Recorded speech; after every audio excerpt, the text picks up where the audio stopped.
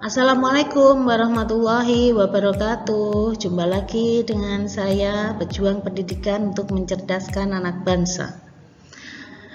Ya, bagaimana kabarnya hari ini? Langsung saja kita akan membahas tentang tema 1, pertumbuhan dan perkembangan makhluk hidup. Pada bagian subtema 2, yaitu pertumbuhan dan perkembangan manusia. Pertumbuhan dan perkembangan manusia. Pertumbuhan manusia diawali sejak dalam kandungan, lahir menjadi bayi, balita, anak-anak, remaja, dewasa, dan terakhir menjadi tua.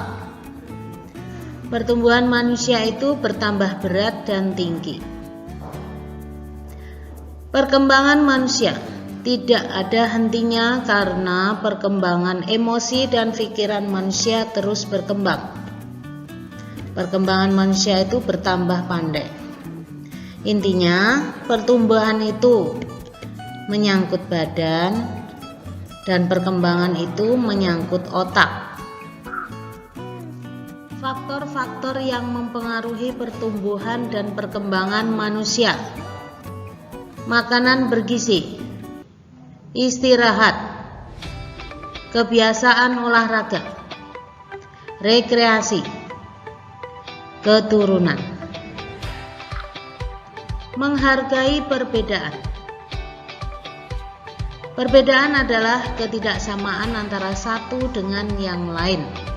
Saya ulangi, perbedaan adalah ketidaksamaan antara satu dengan yang lain. Perubahan tinggi dan berat badan manusia berbeda-beda. Kekuatan dan cara berpikir manusia berbeda-beda.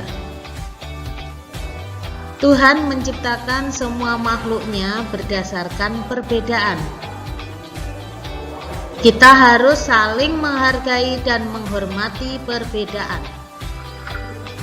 Manfaat menghargai perbedaan agar kita saling mengenal, saling belajar, dan mengelola perbedaan ke arah kebaikan bagi kehidupan. Agar tercipta kerukunan, agar tidak menimbulkan berbagai macam masalah. Mempererat persatuan, memberikan rasa aman dan tentram. Terhindar dari perselisihan, terhindar dari perpecahan. Pengamalan Pancasila. Sikap saling menghormati antar sesama merupakan pengamalan Pancasila sila kedua. Apa bunyi sila kedua? Kemanusiaan yang adil dan beradab. Apa lambang sila kedua? Rantai. Apa makna sila kedua? Lambang ini menunjukkan bahwa bangsa Indonesia sangat menjunjung tinggi nilai-nilai kemanusiaan, saling menghormati, saling menyayangi, dan juga memperlakukan manusia lainnya dengan baik. Kandungan makanan yang menyehatkan dan bergizi. Makanan pokok mengandung karbohidrat. Contohnya adalah nasi, kentang, jagung, roti, ubi, sagu. Lauk pauk mengandung protein, mineral, dan lemak. Contohnya adalah daging, ikan, tahu, tempe, telur, cumi. Sayur-sayuran mengandung vitamin, mineral. Contohnya adalah kangkung, bayam, wortel, buncis. Buah-buahan mengandung vitamin. Contohnya adalah jeruk, apel, anggur, pisang, jambu. Susu mengandung bermacam-macam vitamin dan mineral serta lemak. Jadi susu itu kandungannya itu sangat lengkap sekali. Penjumlahan dan pengurangan. Caranya adalah hitung mulai dari sebelah kanan. Hitung mulai satuan, puluhan, ratusan, kemudian ke ribuan. Contoh penjumlahan 2653 jika ditambah dengan 3302,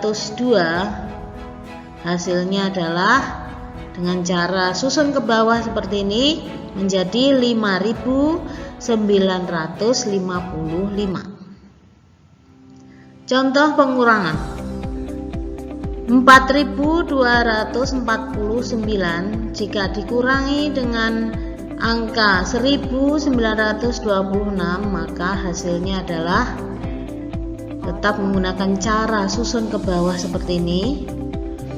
Hasilnya menjadi 2323. Tidur.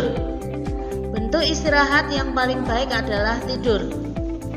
Manusia mengalami pertumbuhan saat tidur. Kita perlu tidur yang cukup. Tidak boleh terlalu lama karena membuat badan menjadi lemas dan tidak sehat.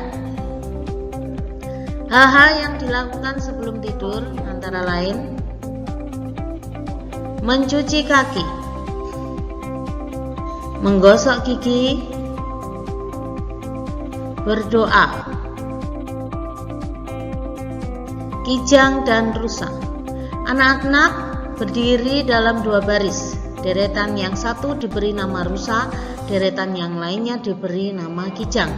Apabila guru memanggil kijang, maka deretan kijang melompat ke depan, sedangkan deret rusa berjalan ke belakang. Begitu sebaliknya. Itu adalah cara-cara kijang dan rusa, cara bermain kijang dan rusa. Itu ya. Lanjut ke wawancara. Wawancara adalah suatu percakapan antara dua orang atau lebih.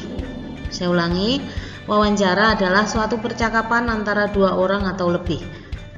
Wawancara dilakukan oleh pewawancara dan narasumber.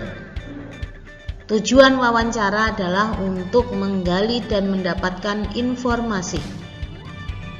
Menulis laporan hasil wawancara harus terperinci, sesuai fakta, dan mudah dipahami oleh pembaca atau orang lain.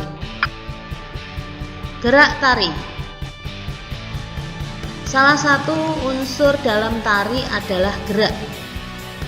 Gerakan pada tari meliputi gerakan kepala, gerakan badan, gerakan tangan, dan gerakan kaki. Segala perubahan yang ada dalam sebuah tarian disebut dinamika tari. Dinamika tari terjadi karena adanya variasi gerak, yaitu gerak kuat dan gerak lemah. Gerak kuat adalah gerak yang dilakukan dengan menggunakan kekuatan otot. Gerak lemah adalah gerak yang dilakukan tanpa menggunakan otot. Contoh gerak kuat itu adalah menghentak-hentakkan kaki. Kalau gerak lemah itu contohnya adalah melambai-lambai seperti gerakan kupu-kupu terbang. Membaca nyaring. Membaca nyaring adalah membaca teks bacaan dengan lafal dan intonasi yang tepat. Apa itu lafal? Lafal adalah cara pengucapan kata yang jelas. Kalau intonasi adalah naik turun nada pengucapan kalimat. Tujuan membaca nyaring yaitu untuk menyampaikan informasi atau pesan dari bacaan pada orang lain. Membaca nyaring, lafal dan intonasi. Tujuan membaca nyaring. Ini harus hafal. Terima kasih, semoga bermanfaat. Selamat pagi, sampai jumpa di lain waktu subtema berikutnya. Assalamualaikum warahmatullahi wabarakatuh.